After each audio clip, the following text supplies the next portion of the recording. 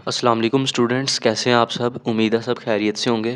तो स्टूडेंट्स, आज first year की फ़िज़िक्स 2025 के चैप्टर 7 का 9वां लेक्चर है। आज के लेक्चर में हम टॉपिक नंबर 7.10 पेज नंबर 158 के ऊपर गिवन है, इसको कवर करेंगे। ये एक्सरसाइज का लॉन्ग क्वेश्चन भी है, लॉन्ग क्वेश्चन नंबर 7.6, तो उसको भी आप वहाँ से पहले उसकी स्टेटमेंट को देख सकते हैं। ठीक है, बिल्कुल सिंपल सा आसान सा टॉपिक है ये, इसमें से आपको शॉर्ट क्वेश्चन भी पूछे जा सकते हैं। तो स्टार्ट करते हैं। टॉपिक का नेम है प्रोग्रेसिव वेव्स। ठीक है, तो ये जो टॉपिक है इसको करने से पहले मैं थोड़ा सा आपको स्टेशनरी वेव्स का ओवरव्यू दूंगा, क्योंकि हमने जब ये चैप्टर स्टार्ट किया था उसके कुछ लेक्चर्स के बाद ही हमने स्टेशनरी वेव्स वाला टॉपिक भी इस चैप्टर में पढ़ा था। स्टेशनरी वेव्स में हमने ये पढ़ा था कि वो ऐसी वेव्स होती हैं जो कि दो वेव्स की सुपरपोजिशन की वजह से जनरेट होती हैं। ठीक है, यानी अगर हमारे पास दो वेव्स हों और दोनों वेव्स ऑपोजिट डायरेक्शन में मूव कर रही हों, लेकिन वो सिमिलर वेव्स हों, यानी उनकी फ्रीक्वेंसी एम्पलीट्यूड वगैरह सेम हो, लेकिन एक चीज़ है कि उनकी डायरेक्शन ऑफ ट्रैवल ऑपोजिट हो एक दूसरे के, तो उनकी सुपरपोजिशन की वजह से जो वेव्स बनती हैं उनको हम कहते हैं स्टेशनरी वेव्स। फिर उसकी एग्जांपल हमने देखी थी कि जब हम स्ट्रिंग को सेंटर से मिडल से प्लग करते हैं, क्वार्टर लेंथ से प्लग करते हैं, तो फिर उस केस में क्या होता है, वो सारा कुछ हमने डिटेल से डिस्कस किया था। ठीक है, तो वो होती है स्टेशनरी वेव्स। उसके अंदर फिर नोड्स आ जाते हैं, एंटी नोड्स आ जाते हैं। स्टेशनरी वेव्स के कुछ पार्ट्स होते हैं जो कि मूव नहीं करते, जो मूव नहीं करते हैं उनको हम नोड्स कहते हैं, जो मूव करते हैं उनको एंटी नोड्स कहते हैं। ठीक है, इसी तरह अब ये जो प्रोग्रेसिव वेव्स हैं, ये जो नाम है प्रोग्रेसिव इनका, प्रोग्रेसिव का मतलब है आगे की तरफ चलना। ठीक है, आगे की तरफ मूव होना। तो प्रोग्रेसिव वेव्स ऐसी वेव्स होती हैं जो कि आगे की तरफ मूव करती हैं, मूविंग फॉरवर्ड, और साथ में ये एनर्जी को ट्रांसफ़र करती हैं, एक पॉइंट से दूसरे पॉइंट की तरफ एनर्जी को लेकर जाती हैं। मीडियम के पार्टिकल्स को आगे की तरफ नहीं लेकर जाती, बल्कि ये उन पार्टिकल्स के अंदर जो एनर्जी स्टोर है, काइनेटिक एनर्जी की फॉर्म में, मैकेनिकल एनर्जी की फॉर्म में, उस एनर्जी को वो आगे की तरफ लेकर जाती हैं, इसलिए इनको कहते हैं प्रोग्रेसिव वेव्स। और दूसरे नंबर पे इनकी जो डायरेक्शन ऑफ ट्रैवल होती है वो एक ही होती है, यानी ये एक ही डायरेक्शन में मूव कर रही होती हैं। मिसाल के तौर पर अगर हम किसी पानी के पॉन्ड के अंदर पत्थर को फेंकें, जिस तरह आपने 10th क्लास में रिपल टैंक वाले टॉपिक से पहले भी पढ़ा था कि हम एक, हमारे पास वाटर पॉन्ड हो, पानी का तालाब हो, उसके अंदर हम एक पत्थर को फेंकें तो क्या होगा, पानी की सतह के ऊपर हमें रिपल्स क्रिएट होते नजर आएंगे, उसके ऊपर वेव्स बनती नजर आएंगी। ठीक है, अब वो जो वेव्स हैं वो आगे की तरफ फॉरवर्ड मूव करती होंगी। ठीक है, आहिस्ता आहिस्ता आगे की तरफ जा रही होंगी, लेकिन पानी के जो पार्टिकल हैं वो तो अपनी जगह पर ही हैं, लेकिन उनकी जो एनर्जी है वो ट्रांसफ़र हो रही है एक पॉइंट से दूसरे पॉइंट की तरफ। तो इस किस्म की वेव्स को हम कहते हैं प्रोग्रेसिव वेव्स। ठीक है, तो ये चीज़ आपने याद रखनी है। जबकि स्टेशनरी वेव्स में एनर्जी ट्रांसफ़र नहीं होती, बल्कि स्टेशनरी वेव्स में आपके पास कुछ पॉइंट्स होते हैं जो कि स्टैंडिंग स्टिल होते हैं, और कुछ पॉइंट्स होते हैं जो कि वेव के साथ साथ मूव करते हैं अप एंड डाउन। ठीक है, जो मूव करते हैं उनको एंटी नोड्स कहते हैं, और जो मूव नहीं करते वो नोड्स होते हैं। तो बाकी उनकी डिटेल स्टेशनरी वेव्स की आप उस लेक्चर में देख सकते हैं। लेकिन स्टेशनरी वेव्स जो होती हैं वो बेसिकली दो प्रोग्रेसिव वेव्स की वजह से ही बनती हैं, तो ये चीज़ आपने याद रखनी है। अब ये जो प्रोग्रेसिव वेव है इसकी डेफिनेशन देखते हैं। प्रोग्रेसिव वेव और travelling wave is a wave that travels through a medium in consistent direction. ठीक है, इनकी डायरेक्शन सेम होती है, एक ही डायरेक्शन होती है, and transferring energy from one point two another. तो ये पॉइंट बड़ा इंपॉर्टेंट है। मैं आपको डायग्राम के जरिए भी यहाँ पे एक दफ़ा समझा देता हूँ कि अगर हमारे पास ये वेव है, ठीक है, इस वेव के ऊपर अगर हम एक पॉइंट ले लें और ये पॉइंट ए है, ये पॉइंट ए इस तरह आगे की तरफ मूव होगा। ठीक है, आहिस्ता आहिस्ता। तो ये किस तरह मूव होगा, जब हम यहाँ से पकड़ के इस स्ट्रिंग को हिलाएंगे तो ये पॉइंट मूव होगा। तो इस तरह ये जो वेव है जो एक ही डायरेक्शन में मूव कर रही है, तो इस वेव को हम क्या कहते हैं, ये प्रोग्रेसिव वेव होती है।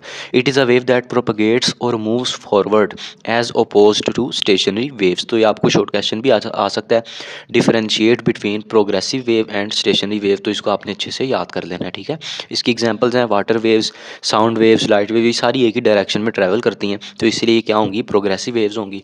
लेकिन तमाम मैकेनिकल वेव्स भी प्रोग्रेसिव नहीं होती हैं, आपने याद रखना है, क्योंकि स्टेशनरी वेव्स जो हैं वो भी मैकेनिकल वेव्स ही हैं। तो कुछ मैकेनिकल वेव्स ऐसी हैं जो कि प्रोग्रेसिव हैं, और कुछ ऐसी हैं जो कि प्रोग्रेसिव नहीं होती। ठीक है, तो आगे इसकी इंटेंसिटी हमने देखनी है, इंटेंसिटी ऑफ वेव, या आप इंटेंसिटी ऑफ प्रोग्रेसिव वेव भी लिख सकते हैं। तो इंटेंसिटी का लफ्ज़ ये भी आपने 10th क्लास की फिजिक्स में चैप्टर नंबर 2 साउंड वाले चैप्टर में पढ़ा था। सेम तकरीबन वही यहाँ पर भी डेफिनेशन लिखी हुई है कि कोई इंटेंसिटी का मतलब होता है एनर्जी की एक ख़ास मिकदार जो कि मीडियम के किसी ख़ास पोर्शन में से ट्रांसफ़र होती है, ट्रांसमिट होती है, उसको हम कहते हैं इंटेंसिटी। इस तरह अगर कोई वेव है वो किसी मीडियम में ट्रैवल कर रही है, मिसाल के तौर पर अभी स्टार्टिंग में मैंने आपको पानी की मिसाल दी, पानी के तालाब की, कि उसके अंदर पत्थर फेंका जाएगा तो वो पानी के अंदर रिपल्स पैदा कर देगा, वेव्स पैदा कर देगा। तो इसी तरह जो पानी का वो जो कोई स्पेसिफिक पोर्शन है, पानी चूँकि हमारा मीडियम है, जिस मीडियम में से वेव्स ट्रैवल कर रही हैं, ठीक है, अब उस मीडियम के अंदर हम कुछ अगर पोर्शंस अपने ड्रा कर लें तो कुछ पोर्शन में से जितनी एनर्जी की मिकदार ट्रांसमिट हो रही है, जो वेव एनर्जी को एक पॉइंट से दूसरे पॉइंट की तरफ लेकर जा रही हैं, उस एनर्जी की मिकदार को हम कहते हैं वो उस वेव की इंटेंसिटी है। ठीक है, the amount of energy transmitted per unit area per unit time in the direction of propagation of progressive waves. ठीक है, डायरेक्शन भी इसकी वही होगी, तो this is called intensity of wave.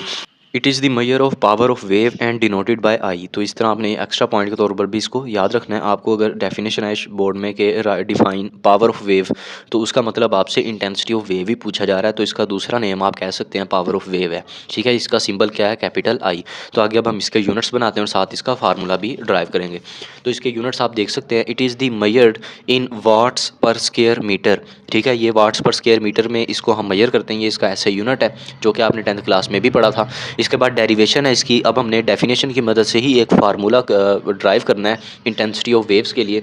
ठीक है, तो इसका जो फार्मूला है वो आप देख सकते हैं कि ये आपके सामने ये फार्मूला लिखा हुआ है बाय डेफिनेशन कि एनर्जी ट्रांसफर्ड पर unit area per unit time. तो जो पर यूनिट का लफ्ज़ होता है इसका मतलब होता है आपने डिवाइड कर देना है। तो पर यूनिट एरिया का मतलब एरिया से डिवाइड कर दिया और टाइम से डिवाइड कर दिया।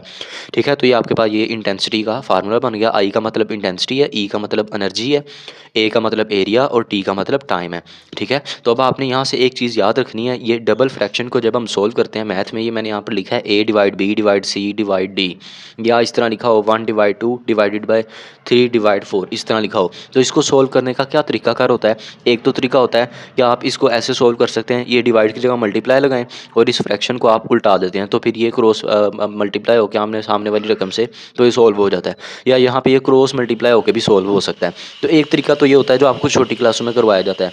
इसको करने का एक और तरीका होता है, वो ये कि आपने पहली वाली रकम को लास्ट रकम के साथ मल्टीप्लाई कर देना है और दरमियान वाली दोनों रकमों को आपस में मल्टीप्लाई कर देना होता है, तो फिर भी ये डायरेक्टली सोल्व हो जाता है। तो यहाँ पर ये जो फार्मूला है ये कुछ इसी तरह बना हुआ है, आप देख सकते हैं नीचे वाली दोनों रकमें आपस में मल्टीप्लाई हो रही हैं, यानी कि इसका मतलब ये टी जो है ये तीसरी रकम थी जो ए से मल्टीप्लाई करके बनी है। सेम इसी तरह, क्योंकि दरमियान वाली दो रकमों को मल्टीप्लाई किया जाता है, तो इस तरह हमने इसको इस फॉर्म में लिख दिया, ई डिवाइड टी डिवाइड ए को हम नीचे ले गए क्योंकि ए टी से मल्टीप्लाई होगा तो फिर ही ये वाली फॉर्म बनेगी ना इसके अकॉर्डिंग, क्योंकि ए के नीचे तो 1 है, 1 ई से मल्टीप्लाई हो गया हुआ है।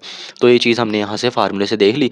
उसके बाद अगर आप इसको इस तरह नहीं समझ सकते तो आप ये भी तरीके से इसको कर सकते हैं, क्रॉस मल्टीप्लाई वाले तरीके से भी, तो आपको फिर भी समझ आ जाएगा। इसके बाद ये जो ऊपर फार्मूला है ई डिवाइड टी, ये फार्मूला है पावर का। ठीक है, पावर का आपने फार्मूला 9th क्लास में पढ़ा था कि पावर क्या होती है, रेट ऑफ डूइंग वर्क। तो W का मतलब होता है वर्क डन, T का मतलब होता है टाइम। तो W divided by T power के इक्वल होता है। तो यहाँ पर W की जगह E आ गया, वर्क डन और एनर्जी सेम ही चीज़ें हैं। ठीक है, दोनों के यूनिट्स भी सेम होते हैं, जूल, तो ये भी आपने 9th क्लास में पढ़ा हुआ है। तो W की जगह यहाँ पे सिंपल E आ गया, तो E डिवाइडेड बाई T ये पावर का फार्मूला है, इसकी जगह आपने P लिख दिया, A आपने ऐसे ही नीचे लिख दिया। तो ये जो आपका फाइनल फार्मूला बना ये है इंटेंसिटी ऑफ वेव का। ठीक है, अब यहाँ पर P का मतलब क्या है, P का मतलब है पावर ऑफ वेव जो कि वाट में होती है। आई का मतलब है इंटेंसिटी ऑफ वेव, वाट पर मीटर स्क्वायर इसका यूनिट है। ए का मतलब क्या है, ए है आपका एरिया। ठीक है, जिस एरिया में से वो वेव ट्रैवल कर रही है। उसके बाद टी का मतलब टाइम है, ई का मतलब एनर्जी इन जूल। तो ये चीज़ आप देख सकते हैं, इनके यूनिट्स भी आपको पहले से पता होंगे। तो ये जो लास्ट हेडिंग है relation between intensity and amplitude, इसके बारे में हमने अब यहाँ पर डिस्क्राइब करना है। आपने एक चीज़ याद रखनी है कि मैकेनिकल वेव्स जो होती हैं, यानी साउंड वेव्स होगी, वाटर वेव्स होगी, स्ट्रिंग्स में जो वेव्स पैदा होती हैं, ठीक है, सारी mechanical wave, longitudinal, transverse waves, तो वो जो वेव्स होती हैं उन वेव्स के लिए एक चीज़ आपने याद रखनी होती है कि उन वेव्स में एम्पलीट्यूड पाया जाता है। एम्पलीट्यूड का मतलब क्या है, ये भी हमने इस चैप्टर के स्टार्टिंग वाले लेक्चर में बड़ी डिटेल के साथ ये चीज़ें डिस्कस की हुई हैं। ठीक है, तो वो पॉइंट्स अब दोबारा यहाँ पर आ रहे हैं। तो एम्पलीट्यूड का मतलब होता है, आसान लफ्ज़ों में आपको बताऊँ तो वेव की हाइट, वेव की ऊंचाई, मीन पोजीशन से वेव का फासला। ठीक है, तो ये होता है एम्पलीट्यूड। ये डाउनवर्ड भी हो सकता है, अपवर्ड भी हो सकता है। तो वेव की जितनी हाइट है उसको हम कहेंगे वो उसका एम्पलीट्यूड है। तो जो एम्पलीट्यूड होता है ये इस पे डिपेंड क्या चीज़ करती है, एनर्जी, यानी वेव के अंदर कितनी एनर्जी स्टोर है वेव के पार्टिकल्स के अंदर। जो वेव के पार्टिकल उस एनर्जी को आगे की तरफ लेकर जा रहे हैं वो एनर्जी डिपेंड करती है इस एम्पलीट्यूड के ऊपर वेव की। तो ये चीज़ आपने याद रखनी है, इसमें यही चीज़ बताई गई है, क्योंकि energy stored in particles of wave, उसका मतलब तो इंटेंसिटी है ना। तो we know that in mechanical waves such as sound waves, water waves, energy stored as kinetic and potential energy of medium particles. तो इसमें जो एनर्जी होती है पार्टिकल्स की एनर्जी, वो काइनेटिक और पोटेंशियल की फॉर्म में होती है। उसकी वजह क्या है, उसकी वजह क्या है कि जब कोई भी पार्टिकल किसी बुलंद तरीन मुकाम पर होगा तो उसके अंदर वो पोटेंशियल एनर्जी स्टोर होगी, जो कि आपको पता है। लेकिन अगर कोई पार्टिकल मूव कर रहा है किसी वेलोसिटी के साथ, तो अगर कोई चीज़ मूव करे वेलोसिटी के साथ तो वो काइनेटिक एनर्जी वाला फिनोमिना होता है। तो इसी तरह ये जो एनर्जी स्टोर होती है काइनेटिक और पोटेंशियल एनर्जी की फॉर्म में स्टोर होती है, जिसके कम्बिनेशन को हम मैकेनिकल एनर्जी कहते हैं। ठीक है, तो ये जो एनर्जी होती है ये किस चीज़ पर डिपेंड करती है, ये डिपेंड करती है एम्पलीट्यूड पे, कि एम्पलीट्यूड ज़्यादा होगा या कम होगा। और यही चीज़ यहाँ पर लास्ट पर लिखी हुई है, energy store depends upon displacement या amplitude of particles from mean position, therefore intensity of waves is proportional to the square of amplitude. तो ये डेफिनेशन आपने इसकी याद रखनी होगी, जो कि आपको एमसीक्यूज में भी पूछी जा सकती है। इसके बाद इसका फार्मूला है, ये प्रोपोर्शनल है तो आई डायरेक्टली प्रोपोर्शनल आ जाएगा एम्पलीट्यूड के स्क्वायर के। अब यहाँ पर एक चीज़ आ गई है, जो पिछले पेज में हमने फार्मूला बनाया उसमें उसमें भी ए आ रहा है और इसमें भी ए आ रहा है। वो वाला जो फार्मूला था उसमें ए का मतलब है एरिया, और इस वाले फार्मूले में ए का मतलब है एम्पलीट्यूड। तो ये दोनों का फ़र्क आपने याद रखना है, इन दोनों को आपने मिक्स नहीं करना। ठीक है, तो इंटेंसिटी जो होती है वो डायरेक्टली प्रोपोर्शनल होती है ए स्क्वायर के। तो अब हम इस प्रोपोर्शनल के सिंबल को ख़त्म करेंगे तो हमें पता है इक्वल का साइन आएगा, साथ एक कांस्टेंट आएगा। अब ये जो के है इसे कहते हैं कांस्टेंट ऑफ प्रोपोर्शनैलिटी, जो कि डिपेंड करता है वेव्स की प्रॉपर्टीज़ पर और उस मीडियम पर जिस मीडियम में से वेव्स ट्रैवल कर रही हैं। तो ये चीज़ यहाँ पर लिखी हुई है, तो इसको आप यहाँ से ईजिली देख सकते हैं। ठीक है, तो मुझे उम्मीद है आज का लेक्चर आपको समझ आया होगा, आसान सा लेक्चर था। तो अगर आपको वीडियो अच्छी लगी इसको लाइक करें, अपने फ्रेंड्स के साथ शेयर करें और हमारे चैनल को सब्सक्राइब करें। मिलते हैं आपसे अगले लेक्चर में, अपना ख्याल रखिएगा। अल्लाह हाफिज़।